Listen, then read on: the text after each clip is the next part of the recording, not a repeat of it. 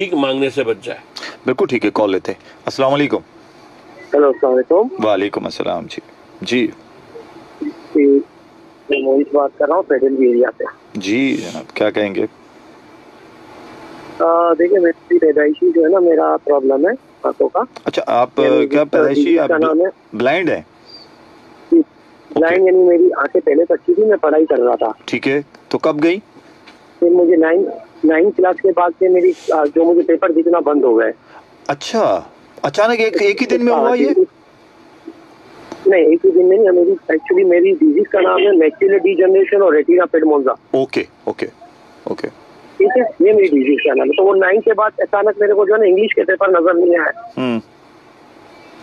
बाकी पेपर तो छोटा थोड़ा थोड़ा करके दे लिया, लेकिन जो है ना वो बिल्कुल नहीं दिखा। वो सब टाइप होके आते थे। अब कितनी विजन है आपकी? अच्छा, अब मेरी उम्र हो गई